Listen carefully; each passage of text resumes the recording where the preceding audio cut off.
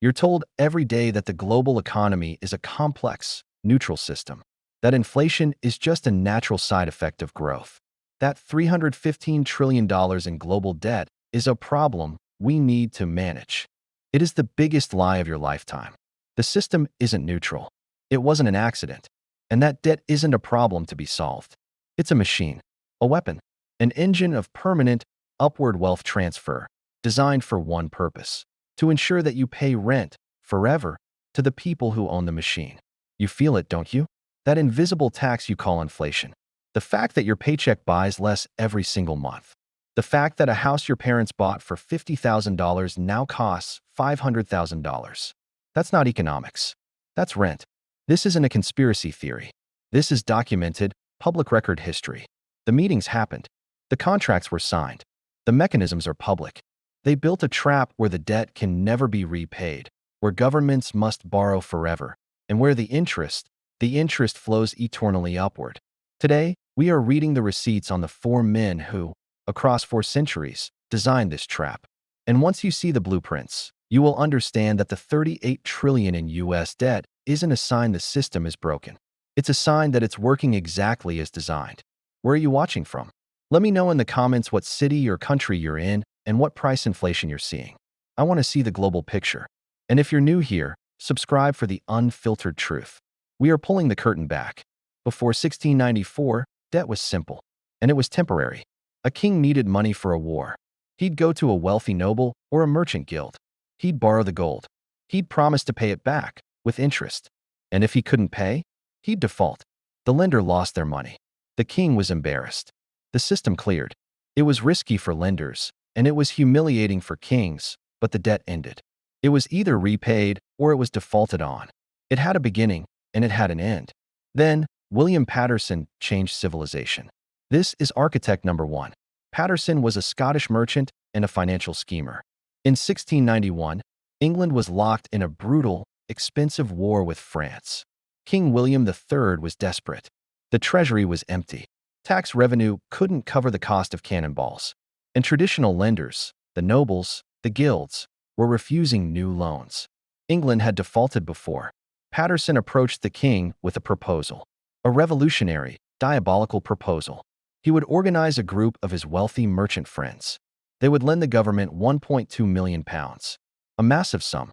But here is the innovation. The poison pill. The loan would never be repaid. The principal would never, ever be due. Instead, the government would simply pay 8% interest on that loan, forever. To manage this permanent arrangement, Patterson proposed creating a new, private institution. A corporation that would manage the king's new, permanent debt. He called it the Bank of England. This is ground zero. The mechanics were brilliant. The merchant lenders gave their gold to the Bank of England. The bank then lent that gold to the government. The government used its power of taxation to pay the 8% interest from the pockets of its citizens. The bank then passed that interest to the merchant lenders. Why would merchants accept this? Because the interest payment was guaranteed by Parliament. It was backed by the government's entire power to tax its people. As long as England existed, as long as it could tax its citizens, the interest would flow. It was a risk-free, perpetual annuity. But Patterson's real genius was the second part of the plan. The Bank of England was given the right to issue banknotes, paper money, backed not by gold, but by the government's debt. Read that again. The government's IOU became the currency. This created money out of debt, and it meant the more the government borrowed, the more money the bank could create. A government, desperate for cash to fund its operations, partners with a private, elite group of financiers. The financiers lend the money, and in return, they get a guaranteed, risk-free stream of income backed by the future taxes of the entire population. Sound familiar? It's the blueprint for the entire sovereign bond market. The debt itself is monetized. The IOU is laundered into spendable currency. This means the more debt the nation takes on, the more the money supply expands, untethered from any real production, only from a promise to pay. Does that sound anything like the quantitative easing we've seen for the last 2 decades? Within 50 years, everyone copied the model. France, the Netherlands, and by 1790, the newly independent United States. Alexander Hamilton, the face on your $10 bill, explicitly modeled America's new financial system on the Bank of England. A system designed by bankers, for bankers, is sold to the public as national stability. The architects promise it will manage the economy, but its primary function is to ensure that the debt is always serviced. Sound familiar? It's the exact sales pitch used 200 years later. Patterson set the trap in 1694, but the trap was small. It was local. It needed to be industrialized. It needed to be scaled. By the early 1800s, Patterson's model was working beautifully for the bankers. European governments had embraced debt. They borrowed for wars, for infrastructure, for royal palaces. But it was still clumsy. Each loan was a one-off deal. Interest rates were all over the place. Only the wealthiest could participate. It was time for architect number 2, Nathan Rothschild. If Patterson created the permanent loan, Nathan Rothschild industrialized it. The Rothschild family was already a continental power. 5 brothers had established banking houses in the 5 key European cities: London, Paris, Frankfurt, Vienna, and Naples. This network was unprecedented. It was the financial internet of the 19th century. They could move money and, more importantly, information across borders faster than any king. Nathan, the strategic genius in London, saw a flaw in the old model. Why just lend to a government? That's small time. Why not control the entire market for their debt? Here is the Rothschild innovation. He didn't just lend. He created the secondary market for sovereign debt. Here's how it worked. The British government needs £10 million for its war against Napoleon. Instead of just lending it, Nathan buys $10 million in government bonds at a discount. He pays the government up front. The government gets its cash immediately. Then, Nathan turns around and sells those bonds to his vast network: pension funds, insurance companies, other banks, wealthy individuals, at a markup.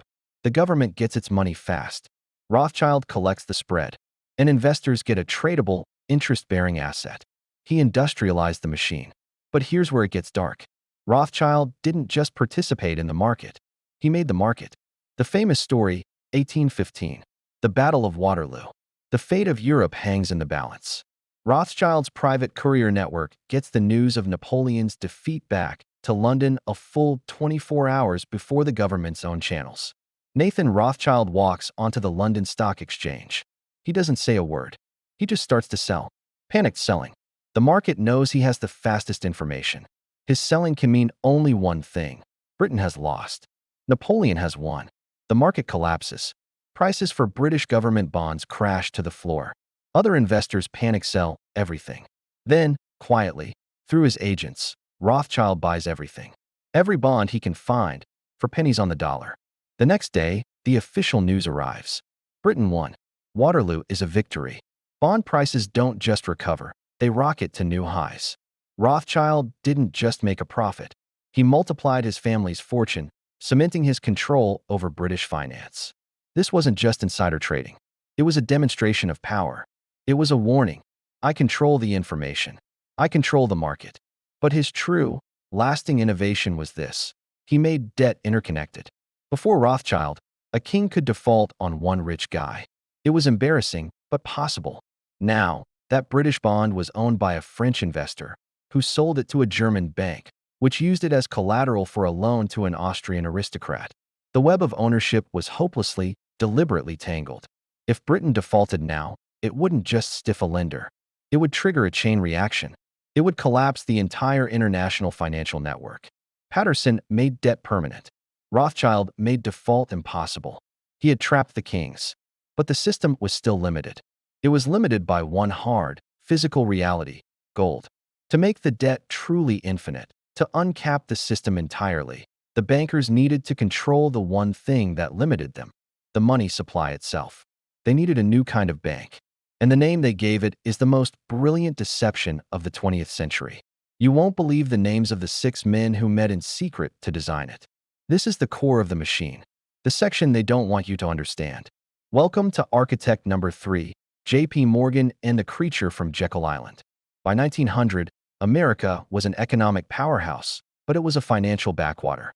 Its system was primitive. Money was still tied to gold. Banks operated independently. There was no central mechanism to manage the debt. Then, the panic of 1907. Stock prices crashed. Banks failed. The economy seized up. A private citizen, J.P. Morgan, had to personally organize a bailout. He gathered the nation's top bankers in his New York library, locked the doors, and forced them to pledge their own money to stabilize the failing banks. It worked. The panic ended. But Morgan was 70 years old. He knew he couldn't play savior forever. His banking empire, his entire class, needed a permanent solution. They needed a machine. They needed a central bank. But Americans hated central banks. They had already shut down two of them, correctly identifying them as tools of elite, centralized power. So Morgan's group disguised it. In November 1910, a group of men boarded a private train car in New Jersey under a pretext of a duck hunting trip. This wasn't a hunting trip. This was a conspiracy that is now a documented fact. They traveled to Jekyll Island, a private resort off the coast of Georgia. For 9 days, they met in total secrecy. Their names: Senator Nelson Aldrich, Rockefeller's father-in-law; A. Piatt Andrew, Assistant Secretary of the Treasury; Frank Vanderlip, President of National City Bank; Henry Davison, a J.P. Morgan partner; Benjamin Strong, another Morgan associate; Paul Warburg, from the Kuhn, Loeb and Company banking dynasty. Statistic number 1. These 6 men, together, represented an estimated 1/4, 25%, of the entire world's wealth at the time. They met in secret because they knew, in their own words, that if the public found out that bankers were writing the legislation for the nation's new monetary system, it would never be approved. The plan they hatched was a masterpiece of political manipulation. They wouldn't call it a central bank. They'd call it the Federal Reserve System. It wouldn't be one institution in New York. It would be 12 regional banks, to give the illusion of decentralization. It wouldn't be controlled by Wall Street. It would be overseen by a board of governors appointed by the president. It was a lie. The Federal Reserve Act passed Congress in December 1913, when most of Congress was already home for Christmas. The decentralized regional Federal Reserve banks were, and are, privately owned by the member banks in their district. The real power, the Federal Reserve Bank of New York, was, and is, controlled by the largest Wall Street banks, J.P. Morgan's banks. And this new machine was given the most powerful, dangerous right imaginable: the power to create money, Federal Reserve notes, and, crucially, the power to buy government bonds. This is the infinite debt loop. Before the Fed, there was a limit to how much the government could borrow. Banks only had so much money to lend. Now, there is an unlimited buyer. The government needs money. It issues a bond, debt. The Federal Reserve creates money out of thin air, a simple accounting entry, to buy that bond. The government gets the newly created cash to spend. The debt goes onto the Fed's balance sheet, backed by nothing but the promise that you, the taxpayer, will service the interest on it forever. This is the mechanism that makes infinite debt possible. This is the parasitic finance that ensures there is always a buyer for government bonds, so the government never has to stop borrowing. Statistic number 2. Before the Federal Reserve's creation in 1913, the U.S. national debt was $2.9 billion. Today, it is over $34 trillion. That is not an accident. That is not a failure of the system. That is the success of the mechanism. But the trap wasn't global. Not yet. The dollar was still tied to gold. Other countries could call the bluff. The machine needed one final upgrade. It needed an enforcer. Welcome to architect number 4, Paul Volcker and the Great Restructuring. By 1971, the U.S. had printed too many dollars funding the Vietnam War and massive social programs. It had broken its promise. Foreign countries, led by France, were demanding their gold back in exchange for their dollars. The U.S. was about to default. So, on August 15, 1971, President Nixon temporarily suspended the dollar's convertibility into gold. Temporarily is now over 50 years. The world entered the age of pure fiat currency. Money was now backed by nothing but confidence and the U.S. military. But by 1979, the system was failing. Inflation in the U.S. was over 10%. Confidence was collapsing. Enter Paul Volcker, Federal Reserve Chairman. Volcker was an enforcer. He knew he had to save the system, not the economy. So, he did the unthinkable. He raised the federal funds rate to an unprecedented, believe it or not. Statistic number 3: 20%. This act of moral hazard crushed the American economy. It triggered a brutal recession, but it saved the dollar as the world's reserve asset. But this move had another, darker, and more permanent effect. During the 1970s, those same big Wall Street banks, Chase, Citibank, Bank of America, had lent billions of dollars at low interest rates to developing nations in Latin America. Statistic number 4. In 1982, Mexico alone owed $80 billion. Brazil owed $60 billion. Argentina, $40 billion. When Volcker hiked rates to 20%, those adjustable rate loans tripled and quadrupled overnight. These nations were instantly bankrupted. In August 1982, Mexico announced it could not make its payments. It would default. This should have been the end. This should have collapsed Citibank, Chase, and Bank of America, who had made the reckless loans. The market should have cleared, but it wasn't allowed to. Instead, Volcker, the U.S. Treasury, and the International Monetary Fund, IMF, orchestrated a bailout. But it wasn't a bailout for Mexico. It was a bailout for the banks. Here is the Volcker innovation, the final lock on the trap. The IMF, funded by you, would lend these countries new money, but not to pay off the debt. Oh no, just enough to keep paying the interest on their old loans. Interest that flowed right back to the New York banks. In exchange for this help, these sovereign nations were forced to sign structural adjustment loans. This is the real parasitic finance. They were forced to cut all public spending on health, education, and infrastructure. They were forced to privatize their state-owned assets, their water systems, their electric grids, their oil companies, and sell them for pennies on the dollar to the very same international corporations and banks. This is the Volcker trap. When debt becomes unpayable, don't forgive it. Restructure it. Lend more money to pay the interest. And use that debt as a weapon to seize a nation's sovereignty and its real, physical assets. Patterson made debt permanent. Rothschild made it interconnected. Morgan made it infinite. Volcker made it an inescapable tool of geopolitical control. And today? Today we live in the shadow of the final boss, the derivatives market. This is the shadow banking system. A $1 quadrillion casino. Statistic number 5. That's $1,000 trillion. It's a system of bets, interest rate swaps, and credit default obligations, all built on top of the $315 trillion in global debt. It is an inverted pyramid of pure, toxic leverage. The debt isn't the problem. The debt is the foundation for an engineered collapse waiting for a trigger. So, let's pull it all together. Patterson's 1694 model: government borrows, never repays, pays interest forever. Rothschild's 1815 innovation: make the debt tradable, interconnected, so default collapses the entire system. Morgan's 1913 machine: a private central bank to create infinite money to buy the debt.